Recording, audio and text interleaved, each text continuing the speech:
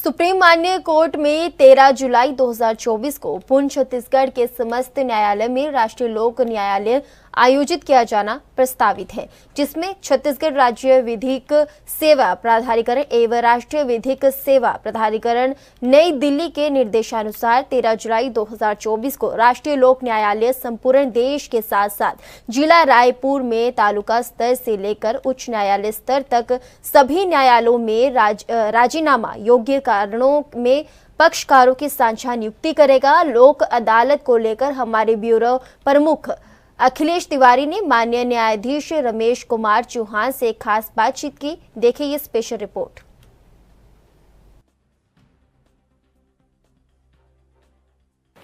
जिला विधिक सेवा प्राधिकरण के सचिव हमारे साथ में हैं और लोक अदालत का आयोजन 13 जुलाई को किया जाना है। निश्चित तौर पे जो आम जनमानस है वो बढ़ चढ़ के हिस्सा तो लेते ही हैं, लेकिन लोगों के पास सूचना के अलावा अन्य और माध्यम के साथ में किस किस तरीके से पहुंचाया जा सकता है उसके ऊपर खास बात करेंगे। इसके अलावा 13 तारीख को जब लोक अदालत होगा तो कितने जो प्रताड़ित होने वाले जो लोग हैं और प्रताड़ना के बाद अगर न्याय नहीं मिल पाता है, आपसी समझौता की ओर किस तरीके से बढ़ा जा सकता है, इसके ऊपर खास बात करेंगे। रमेश चौहान सर हैं हमारे साथ में। सर, पहला मेरा विषय यही रहेगा कि जो 13 तारीख को लोक अदालत लगने वाला है, किस तरीके से रहेगा, लोगों को किस तरीके से आप मोटिवेट करना चाहते हैं ताकि लोग सबसे ज़्यादा सहभागी और भागीदारी बने इस लोक अदालत? इस वर्ष की ये दूसरी लोक अदालत है, दूसरी नेशनल लोक अदालत है और इस लोक अदालत में जितने भी समझौते योग्य प्रकरण हैं, राजीनामा योग्य प्रकरण हैं, वो सभी रखे जा सकते हैं। एक पक्षकार दूसरे पक्षकार को समझाइश दी जाती है कि प्रकरण में आप राजीनामा करिए। आपकी किसी एक पक्षकार की हार नहीं होती, ना ही किसी की जीत होती है, दोनों पक्षकारों की जीत होती है इसमें। और हम सभी लोगों से यह आग्रह करते हैं कि अगर आपका कोई मामला न्यायालय में लंबित है तो आप न्यायालय में संपर्क करिए और इस लोक अदालत के महापर्व में भाग लेकर अपने प्रकरण का निराकरण कर सकते हैं। और हम इस लोक अदालत के संबंध में बहुत वृहद स्तर पर प्रचार प्रसार कर रहे हैं। लोगों के घर घर तक जाकर उनको समझाइश बता रहे हैं इसका फ़ायदा क्या है, इसका नुकसान क्या है।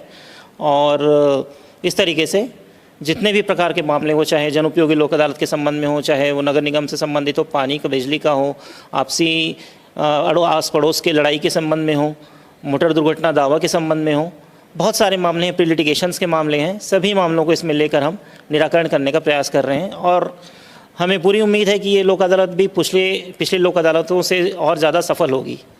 लोग गांव से आते हैं, बहुत दूर दराज से आते हैं, उनके ख़ास तौर से जब आ जाते हैं तो उनके खान पान की व्यवस्था किस तरीके से रहेगी, उनकी व्यवस्थापन किस तरीके से रहेगी? जी, इसके लिए हमने यहाँ पे लंगर की व्यवस्था रखवाई है ताकि जो लोग दूर दराज से आएँ उनके खान पान में कोई कमी ना रहे। पानी का व्यवस्था नगर निगम से करवाए हैं हमने। उनके रहने के लिए, उनके ठहरने के लिए पंडाल वगैरह लगाया हुआ है। किसी भी प्रकार की अगर उन्हें कोई दिक्कत आती है या लीगली कोई प्रॉब्लम आ रही है, किसी मामले में कुछ समझ में नहीं आ रहा है, तो उसके लिए हमारे जिला विधिक सेवा प्राधिकरण की PLVs हैं, हमारी टीम है जो उनको मदद करते हैं, उनको गाइडेंस देते हैं, उनको पूरा उनके प्रकरण के बारे में बताते हैं कि आप कैसे इसका प्रकरण का निराकरण कर सकते हैं करके। एक अहम सवाल ये रहता है सर, लोग तकनीकी के क्षेत्र में सबसे आगे बढ़ गए हैं।